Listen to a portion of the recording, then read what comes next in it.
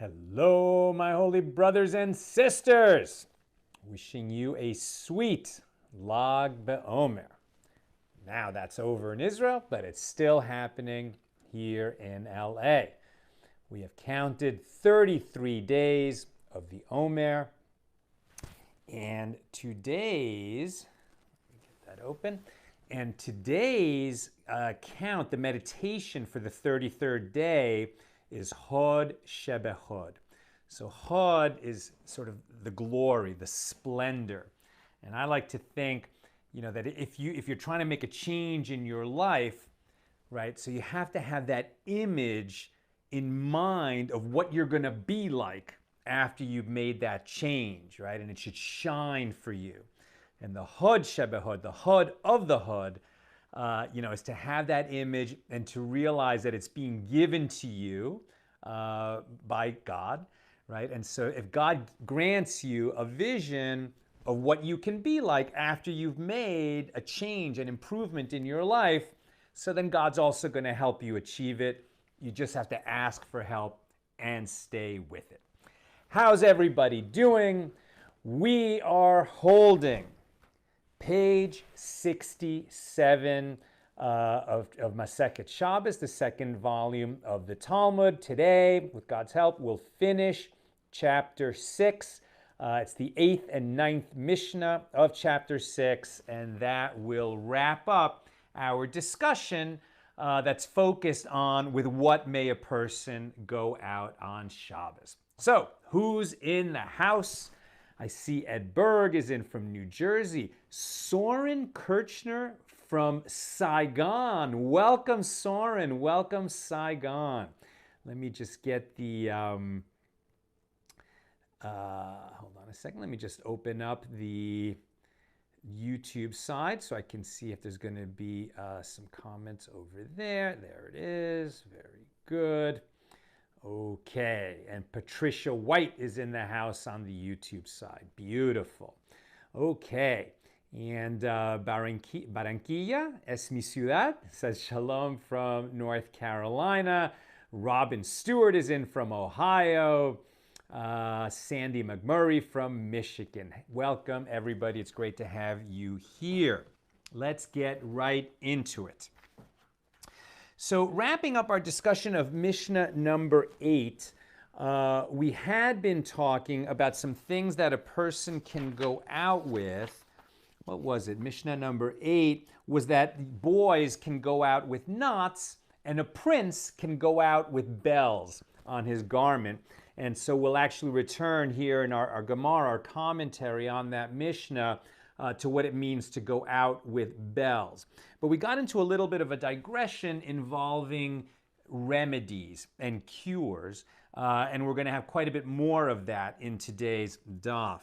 So it's important at the outset to distinguish that, okay, so in Talmudic times, 2,000 years ago, they didn't have the pharmacopoeia that we have today, right? So medicine was not so much based on antibiotics, which didn't exist, and acetaminophen, which didn't exist, and penicillin, which didn't exist, and all these kinds of scientifically based medicines. But what people had were remedies that had developed over quite a bit of time, right? So if something was established as a remedy, as a folk remedy, it's because it had some kind of a track record. And of course, there was never any lack in any age of quacks who will suggest that they have a remedy that people should try, and it worked for him, and it worked for his cousin, and maybe it'll work, and maybe it won't. So the sages are certainly going to make distinctions between things which are proven to alleviate physical suffering, alleviate illness, alleviate injury, alleviate psychological suffering, and things which have not yet been proven. Likewise, they're going to make distinctions between a remedy which is based on taking an action, right, doing something, or gathering some things and attaching them to yourself, actually ingesting a medicine, or incantations, saying words, right, that just saying words. And we're distinguishing here from prayers, right? To pray for healing, obviously that's, the most accepted and most established Jewish custom when it comes to healing, not in place of medical care when you can get it, but in addition to. But as we'll see, there were certain kinds of words which would be recited over a person who is ill or over a wound. And sometimes these kinds of practices would be deemed idolatrous, and sometimes they would not. So let's get into it. We learned that Abaye learned from his mother some complex practice for healing. This is at the bottom of yesterday's daf, page 66, and we started to refer to it yesterday. And so somebody who has a fever of 1 day, so she offers 2 treatments. First, you take a newly minted coin and you go to the salt pools and you gather as much salt as weighs exactly the same amount as that newly minted coin. And then you bind the salt to the opening of the neckline of the garment with a thread made of hair. So that's pretty elaborate. But if it doesn't work, let him sit at a crossroads, and when he sees a large ant carrying something, he should take the ant and place it in a copper tube and close it with lead and seal it with 60 seals and shake it and lift it and say to it, "Your burden is on me, and my burden," meaning my fever, "is on you." But Rav Acha, the son of Rav Huna, said to Rav Ashi, well, perhaps a different person already found this ant and made this same exchange. I'll take your burden. The ant is carrying, let's say a crumb of something. So to a human, that's not much of a burden. I want to exchange burdens with you. You take my fever, which maybe won't mean anything to an ant, and I'll take your crumb, which doesn't mean anything to me, and we'll make an exchange and I'll be healthy. But Rav Acha points out that, well, maybe somebody already made that exchange. And so this ant that's walking along with a burden might be carrying some human's fever, and you don't want to make that exchange. So just in case you pick up an ant that somebody already made this exchange with, you should say to it, "My burden and your burden be upon you," to the ant. And if that remedy is not effective, let him take a new jug, go to the river, and say to it, "River, river, lend me a jug of water for a guest who happened to come to me." And let him turn it around his head 7 times and pour out the water behind him and say to it, "River, river, take what I took from you, this water, take it back along with my fever." Now, to the modern ear, this is not how we think about healing a fever. But if it's in the Talmud, at that time and in that place, there were people who used these cures, and it was proven effective. And not only that, but for a tertian fever, meaning a fever that would recur every 3 days. I don't know if there's something like that people have ever had, but back then there was a tertian fever, a fever that would return every 3 days. And now we get a really complex cure. Let one bring 7 thorns from 7 palm trees and 7 slivers from 7 beams and 7 pegs from 7 bridges, 7 types of ashes from 7 ovens, and 7 types of dust from 7 door sockets, meaning the slot in which the bolt of a hinge fits into, and 7 types of tar from 7 boats, and 7 cumin seeds, and 7 hairs from the beard of an old dog, and let him bind it all together at the opening of the neckline of his garment with a thread made of hair. I don't know how effective this cure was, but my thought is, by the time you've gathered all of these materials, I don't think you can do that very quickly, so probably the fever has passed. It just makes me think of that. You see it in the old movies that a woman is having a baby and they can't get to the hospital, and so it's happening at home, let's say out in the Old West. And what do they make the husband do? Boil water, right? Not because they really need the boiled water, but because it's going to keep him busy and out of the birthing room. And likewise, it seems to me like maybe this stuff will all work, but at the very least, the person's going to be busy. or if the person's really ill and somebody else is gathering these things for him, I mean, if somebody goes to all that trouble to feel that someone cares about you that much, to gather that really difficult list of stuff to create a cure for you, I think that would also have to have some effectiveness. Okay, and that's for the tertian fever. Now, then we learned that Rabbi Yochanan said that to cure a burning fever, let one take a knife that is made entirely of iron, including the handle, and let him go to a place where there is a bush and tie a string of hair to it. So he's gonna find a bush, he's gonna tie some hair to it. After a while, he's gonna cut off some parts of the bush. So there is a physical activity. Then he's also gonna recite verses from the story in the Torah of Moses coming upon the burning bush, receiving his call to prophecy from God. And so this person with a fever, is going to both take some action involving the bush and recite these verses from the Torah about a burning bush, and this is going to alleviate the fever. And then Rav Acha, the son of Rava, will say to Rav Ashi, oh, he didn't have it quite right. You should read not just the first two verses, but also the third verses. We don't have to go into the exact verses from the Torah. The question is this permitted? I mean, are we reciting verses not for the purpose of learning Torah, not for the purpose of saying a prayer, but rather using them as an incantation to heal? And that is not permitted. Reciting verses as if they were magical incantations is not permitted. But here what we'll learn is, no, actually saying those verses from the Torah and reminding a person who is ill to think about Moses, the greatest prophet in our history, the one who brought down the Torah directly from God to us at Mount Sinai. It has an effect that is not magical at all, but rather, when you're learning Torah at any time, it's good for you, and when you're sick, even more. Why? Because whenever a person is sick, it's not mentioned here in this daf, but we've seen it before.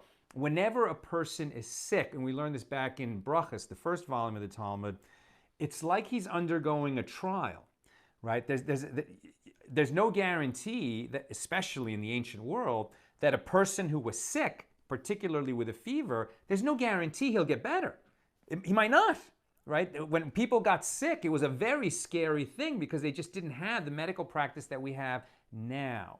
So if you think that a person who's sick is sort of, well, this is the way the Talmud puts it, he's on trial before the heavenly court. And so at that time, there's going to be, testimony given by the prosecutor and by the defender, right? So the prosecutor could be Satan. Satan is the prosecuting angel, or it could just be all the angels, that witnessed the evil deeds that this person has done, all the sins that this person has done. And we also have a tradition that says every time we commit a sin, we create either prosecuting angels or even demons. And every time we do a good deed, we fulfill an obligation, we do a mitzvah, we create an angel who is an advocate, who will advocate on our behalf. And so when a person is sick, there's like this trial going on in heaven where the prosecutors and the defenders will argue that this person should be spared. And that's why even today, we will pray for a person who is ill, pray for mercy for that person, because then our prayers add to the weight of the defense, and it can help the defense outweigh whatever the prosecutors are saying up in that heavenly trial. So when we recite verses to a person who is ill, it has the power, it has the potential to inspire that person to examine their deeds, to make a teshuvah, and that's very powerful, right? Very powerful in that heavenly trial whenever we are sick. So, if we're sick, it doesn't mean that we're being blamed for our sins, but the fact that we became sick means that we're in danger. And any time of danger is a time to examine our deeds, because it's going to help us get through that trial in heaven. And likewise now in this pandemic, we're not speculating on why the pandemic was sent to us, but now that it's here, it is a time of danger for everyone as individuals, but especially for society as a whole. And this is a great time to examine our deeds, to resolve to do better in the areas that we can do better, and to pray for mercy for ourselves and for others. Let me get back to my notes here.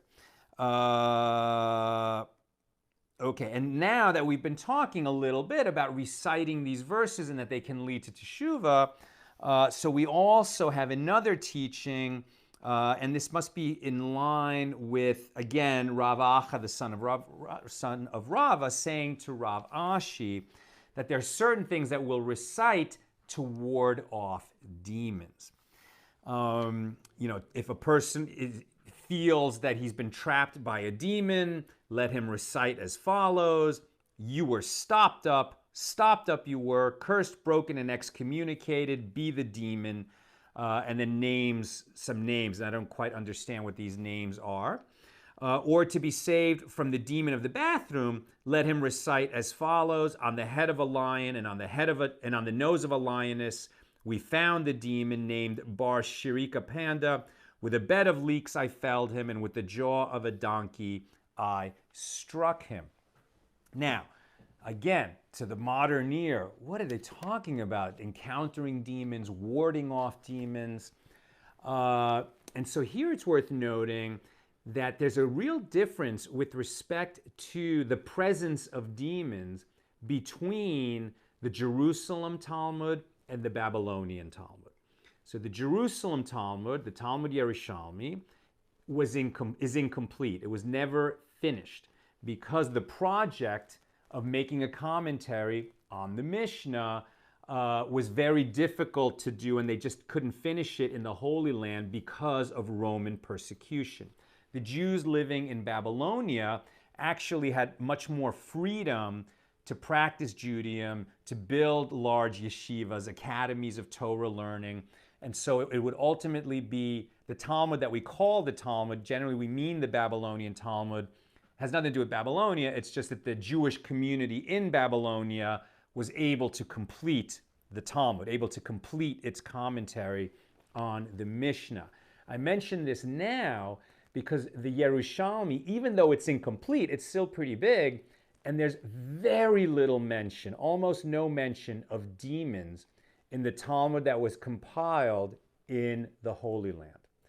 The Talmud that was compiled in Babylonia has references to demons all over the place. Why? Because at that time, in that place, they felt, not just the Jews because they were living in a non-Jewish place, that it was full of demons, but because that whole part of the world was very concerned with demons and the effect of demons, right? So there just were a lot of demons as the population in that place, in that time, understood demons to exist. In fact, they teach, we saw this in Brachas, that if one had eyes to see the demons, he would die of fright, because at any moment, they're everywhere. There's thousands of demons everywhere. And if we believe that every time people make a transgression that a demon is created, well, oh my gosh, they would just be everywhere. And the fact that we're not given eyes to see that spiritual plane where demons dwell, it's a gift, it's a blessing. We'd be paralyzed with fear and never get anything done. This is not going to be a class on demonology in the Talmud today, but there's just many, many teachings about demons. And we'll just leave this topic today with just one of those teachings, which is you do not enter a ruin alone. Why? Demons tend to congregate in ruins, right? Buildings that are in ruins. And if you can't go in there alone. You can go in there if there's two or more people. What do we learn from that? The demons tend to attack one person, a solitary person, an isolated person. But people who have any kind of community, even if it's just two people, the demons are afraid of them and leave them alone. Here we have something to ward off the demon of the bathroom. Makes sense, because the bathroom is a place we go alone. And I think there's something valuable to be said here, because, you know, when you think about, God forbid, those situations where somebody snaps, you know, and becomes a mass murderer, or just does terrible things, and then they interview the neighbors and the family members, and they say, you know, we don't understand it. It was the nicest person. He never behaved like that. He wasn't like that. And then all of a sudden, something came over him. You know, so maybe, you know, a demon is sort of like a packet of you know, intense psychological wickedness that can come over a person, and it tends to happen to people who isolate, right? Really the remedy for succumbing to demons is living in community, right? And it's so important. Whether or not you believe in demons, it's so important to have community in your life. Don't isolate yourself, and people you care about that you realize are starting to isolate themselves, you know, interfere, intervene, be there for people. And we're going to talk a little bit more about this idea of intervening on behalf of other people in a moment. To wrap up this Mishnah number 8, it said, a prince may go out on Shabbos, leave the private domain, go out into the public domain with bells, right? He can't carry a bell. If you're carrying something on Shabbos, it's a prohibited burden. But if it's attached to your clothing in a way that won't fall off, so it's permitted, as long as we're not afraid that it's going to fall off and he's going to come to pick it up and carry it and violate Shabbos because of that. So the bell needs to be woven into the garment. If it is woven into the garment, then not only may a prince go out with bells on, but any Jew can, because God tells us that we're a nation of priests, and a priest is of the sort of equivalent status of a prince. And really this teaching can extend to anybody. Well, it's Jews that have to keep Shabbos, so this is a rule for Jews. But anyone can feel like a prince in the sense that they can, or a princess, that they can put bells. As long as it's sewn into the garment, it is permitted to take it out on Shabbos. Okay, so that brings us to Mishnah number 9, the final Mishnah of this chapter 6 in Tractate Shabbos. It's a very short Mishnah. One may go out on Shabbos with a locust egg and with a fox tooth and with a nail from the crucified. It's unclear to me, by the way, if they mean a fingernail from a person who was crucified or a nail from, you know, the crucifixion apparatus, as it were. Now, I'm not referring to the Christian tradition here. You have to understand that in this time, crucifixion is tragically an all too common way for the Romans to execute Jews and other people as well. Crucifixion was just common. And in fact, we'll see this right up into the 19th and 20th century, that it was considered, like, if a criminal was executed by hanging, if you could get a piece of the rope, that was considered very good luck for a home. Where did these traditions come from? I don't know. But here we see that it's considered a healing remedy to have a nail from someone who was crucified for the purpose of healing. This is the statement of Rabbi Meir. The rabbis prohibit using these remedies even during the week due to the prohibition of following the ways of the Amorite. So we see in the Torah that there's a prohibition on following the ways of the Amorite, meaning before we went into the Holy Land, there were people who lived there who were engaged in all kinds of terrible idolatrous practices.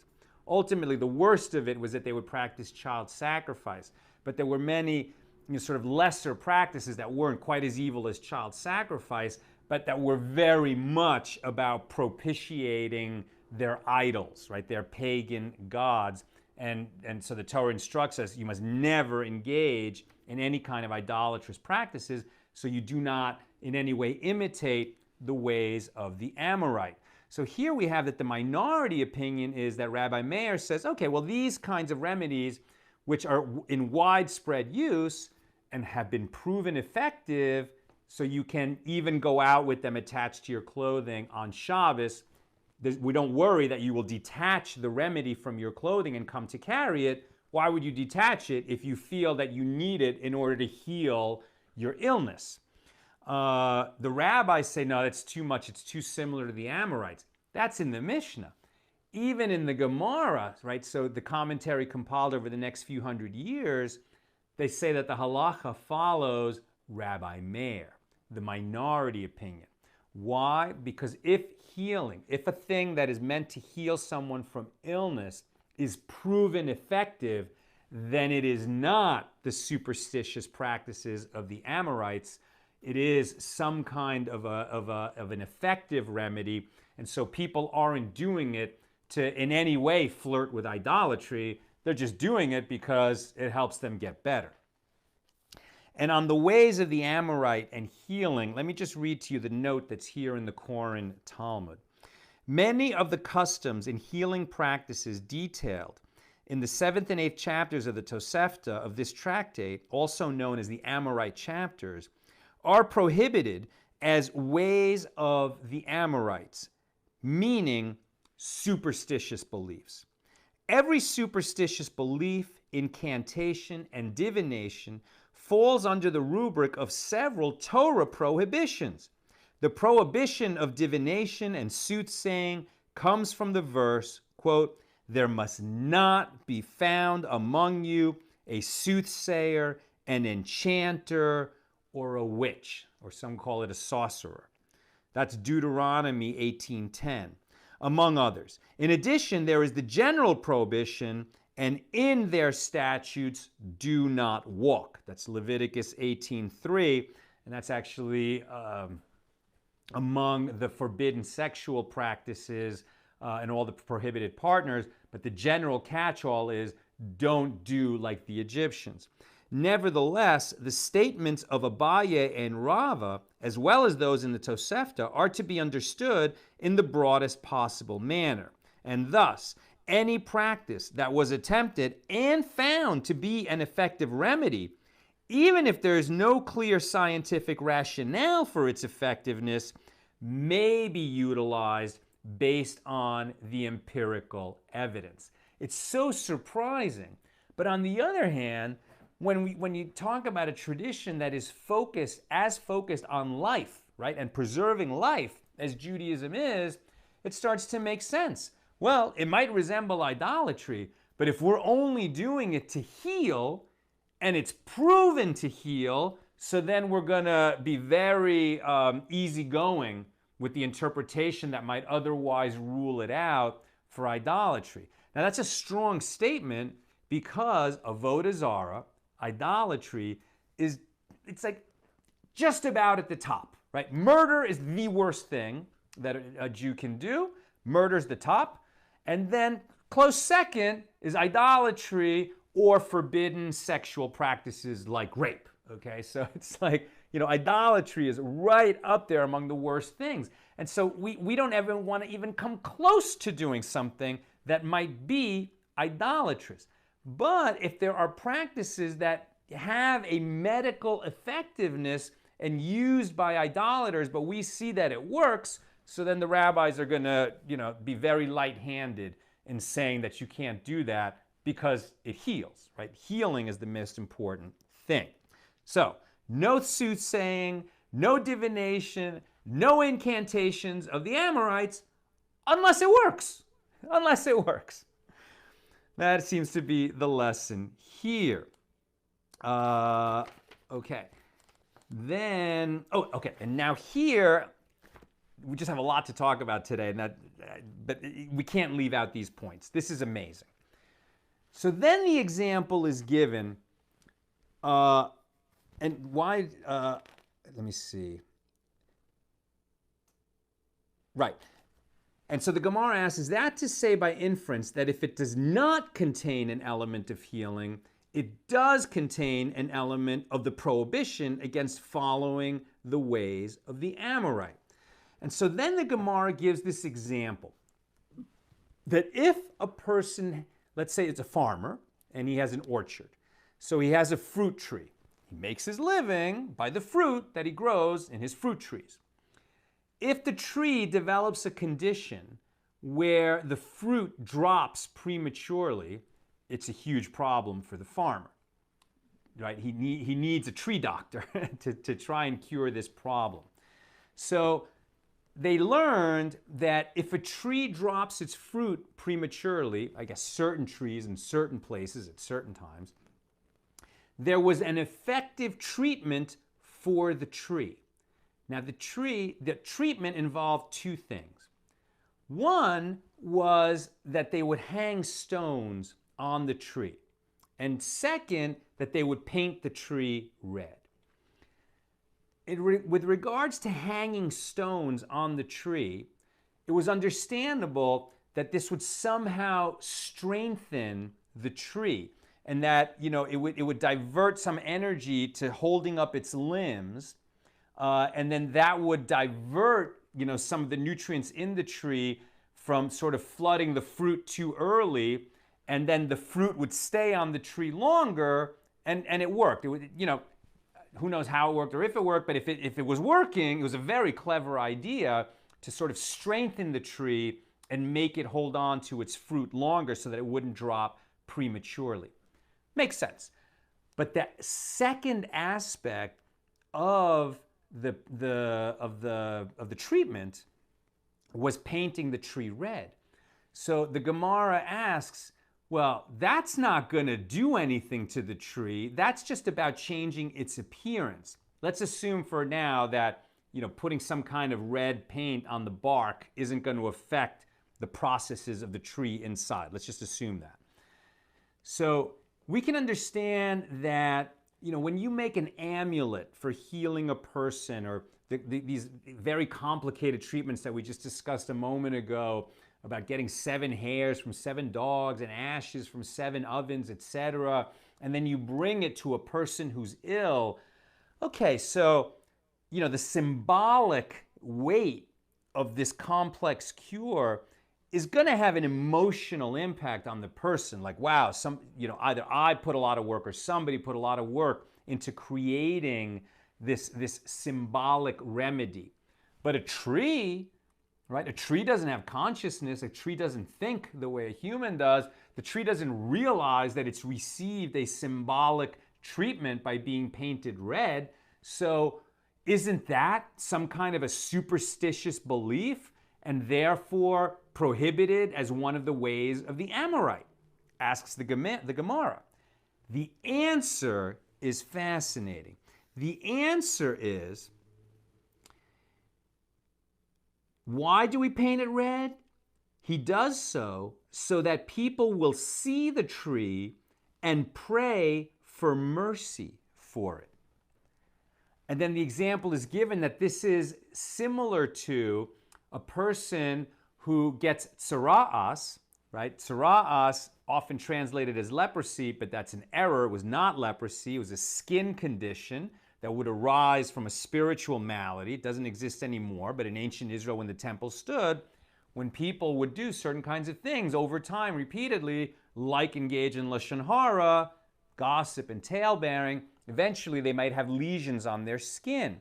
And once a priest is brought in, a Kohen, who says, yeah, that's sara'as, so then that person has to quarantine themselves, shave themselves, immerse themselves, and for the time that they're quarantined from the community, if they walk around outside, they actually have to say to passersby, tameh, tameh, meaning impure, impure, I am impure.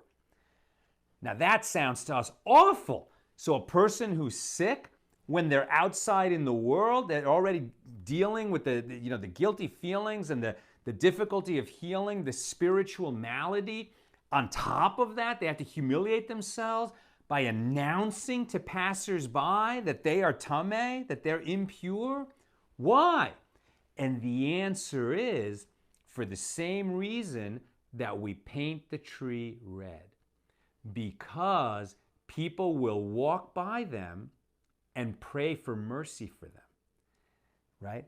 If we see that the farmer's tree is ill and he's painted it red and he's, trying to save his livelihood, so we might pray for mercy, that his tree be healed so that he can have his livelihood.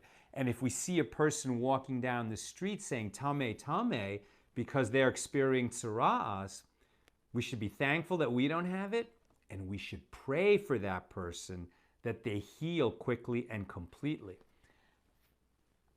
Let's ask ourselves, do we do that? When we see that somebody is suffering, do we pray for them? We might have a natural human instinct to pity. And say, oh, that's too bad, poor person. But do we take that next step and pray for them? My friends, we just learned this together, you and me. Let's not let this page go by and not absorb this lesson. We should give to charity. We should do good works. We should try to bring people the healing that they need if we're in a position to get the medicine or the food that they need, whatever. But whenever we hear that somebody is unwell, or we see especially that somebody is unwell, that somebody is needy, that they need healing or they need livelihood, whatever they need, it doesn't take much time or effort to pause and pray for them and say, God, please grant this person the healing that they need. I mean, we learn here that they painted trees red because there was an expectation that anybody would walk by, see that red tree, and pray for the tree and for the farmer who owns the tree. And if they could assume that in that culture, that's a pretty healthy culture. And we should be able to live in a place where if we make it known that we're not well and that we need, maybe not everyone can afford to give us charity. Maybe not everyone is going to prioritize us enough to give to us actually money from their pocket. But how much does it take to just pause and pray for mercy for that person who's in trouble right now? Let's do that. Let's do that. And finally, you know what? The page ends with some remedies that are, I'll just read them quickly, but then I'm going to come back. I want us to absorb that lesson. That when we see somebody who is not well and who is needy, that we're going to pause and pray for them. It's so important. But just to wrap this up, so here are some practices that are superstitious beliefs. And even though, so many of these remedies to the modern ear, they sound like superstitious practices, but we want to be able to distinguish between what was considered a valid remedy and what wasn't. So, one who requests that he be called by his wife's name and she be called by his name so that they would both have good fortune, this request contains an element of the ways of the Amorite. One who says, I will drink and leave over, I will drink and leave over, so that his wine will increase. That statement contains an element of the ways of the Amorite. And one who stirs the pot in front of chicks, right, young chickens, as an auspicious practice so that they do not die. That action contains an element of the ways of the Amorite. Those are superstitions, and we don't do that. I remember, a cousin of mine once saw me leave a hat on the bed. He said, oh, you can't put a hat on a bed, Now, he learned that practice from his family, so I'm not going to tell him, hey, that's a superstition. I don't hold by that. But that's a superstition, and I don't hold by that, right? So these other things that are not considered superstitions is because they have been proven to heal illness. Otherwise, if it sounds like a superstition, it probably is. On the other hand, check this out. One may put a chip of mulberry wood and shards of glass in the pot so that it will cook quickly, as doing so is effective and not merely a superstition. However, the rabbis prohibit shards of glass not due to superstition, but rather due to the danger involved of cooking with a shard of glass in the stew. Thank you, rabbis. Don't put shards of glass in the stew to make it heat up faster. And finally, one who says while drinking, wine and life to the mouth of the sages, this does not fall in the category of the ways of the Amorite.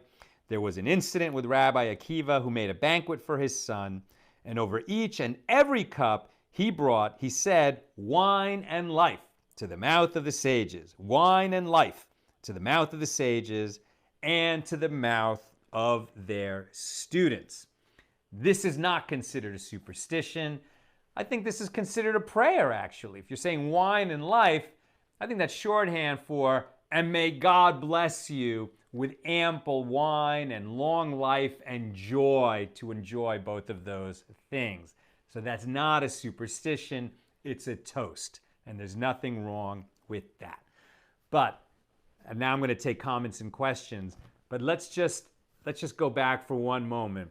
Now we learned here, right, that if a farmer's tree is dropping fruit prematurely, that he would do a treatment where he'd hang stones on the tree, and that had a kind of scientific basis to strengthen the tree.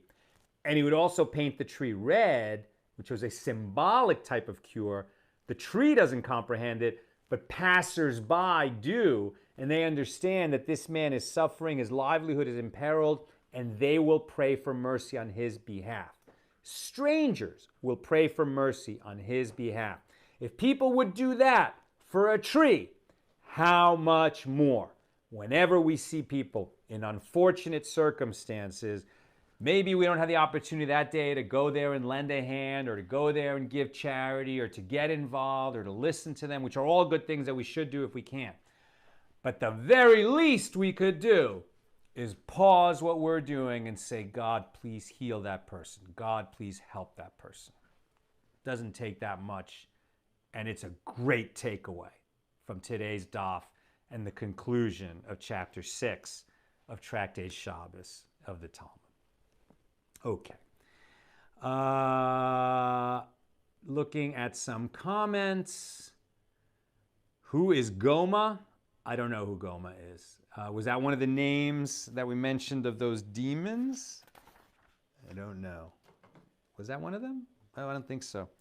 I'm sorry, I don't know who Goma is. Let me see.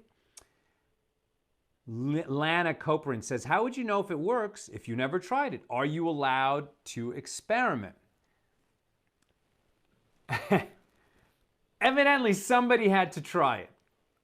Now, when they tried something that wasn't permitted, okay, so at the very least, they should try it during the week, not on Shabbos, right? Because we know the sages have already said that a remedy which is not proven effective, but which requires, attaching it to your clothing, so that you cannot go out on Shabbos with it. That is too similar to carrying a burden. But if it's proven effective, so it should have been proven during the week.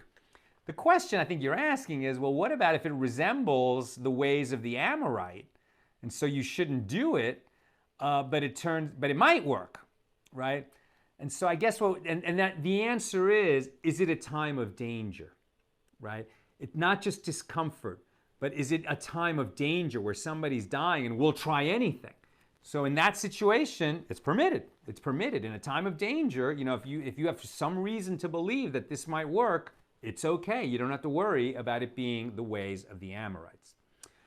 Lana Coperin says, I'm sure there were other empires that did similar executions. I guess you're talking about crucifixions. I'm sure, but for sure the Romans did that, as we know. Zach Plotzker was in the house today. I don't know if you're still with us, Zach. But if there was no Zach Plotzker, there would be no accidental Talmudist. If you've ever heard my origin tale, it was Zach who was the man at the counter when I happened to buy book 1 of the Talmud on day 1 of the Daf Yomi cycle. And we always send out a big hug and a prayer for your ultimate happiness and well-being, you and all your loved ones. We love you, Zach Plotzker. Okay. Lisa Buscemi says, I love your enthusiasm. Habiba Boku says, Gomer, I think you said. Perhaps I was talking about Lag BeOmer, right? So Lag BeOmer, and that's today. That Lag is a way of saying Lamed Gimel, which means 33, and we count 50 days from Passover to Shavuos. Today's the 33rd day of that counting, and it's a special day. This is the day on which we not only are in the midst of the Omer, but we celebrate the yahrzeit of Rabbi Shimon Bar Yochai, who is the author of the Zohar, the one who, with his son, hiding from Roman persecution in a cave for 12 years, but they never stopped studying Torah, and in that isolation, together learning, they were able to plumb mystical secrets of the universe that had never been revealed before, and that became the basis for the Jewish mystical tradition known as Kabbalah. And so it was Rabbi Shimon Bar Yochai who did that. And we might note, we can finish with this. So today is the yahrzeit of Rabbi Shimon Bar Yochai, and we celebrate, and there's bonfires all over Israel, particularly at Meron, where that cave is, where he hid for 12 years, and where ultimately he was buried. But on the day that Rabbi Shimon Bar Yochai died, his yahrzeit means we're commemorating and celebrating the day of his death, the day he left this world. Why would we celebrate and commemorate? Shouldn't we be, wrapped in sadness? But we celebrate the yahrzeit of tzaddikim, of righteous persons like Rabbi Shimon Bar Yochai, because it was on that day that his mission in this world was completed. And Rabbi Shimon Bar Yochai himself said, this is my day of joy. He knew he was dying, and he called it his day of joy. And he said, he even said before that day, that when my day of joy happens, you should celebrate, because I know that I've completed my mission. How many of us can say that we came into this world and we completed the mission for which we were sent? A person who can say that does not fear death. A person who can say that knows that, he is a soul, he or she is a soul who came from the world of souls into this world, was wrapped in a human body for however many years that mission required, and then he or she did their job, right? They did what they came here to do. It surely wasn't to acquire a bunch of toys, a bunch of wealth, a bunch of material successes. It was to touch lives, to learn, to teach, to do something great for other people that was a benefit to the lives of others. Such a person can look at their death as a day of joy. How do we figure out our life mission? Look around for those things that seem like coincidences. Those are always clues. And when you see something in this world that you're like, man, that is bad, that needs to be fixed, and then you realize that you're in a position to fix it, now you're identifying the work of your mission, why you were sent here. And if you fulfill that work, if you fulfill your mission in this world, and there's nothing to be afraid of, the day of your death will be a day to celebrate. And then when people mark your yahrzeit in the future, they'll be able to say about you, that was a righteous individual who did everything he or she could to fulfill their mission in this world. Rabbi Shimon Bar Yochai was such a person, and we celebrate his life today on Lag BaOmer, the 33rd day of the Omer. Sending you all big love, and with God's help, we'll study page 68 of Tractate Shabbos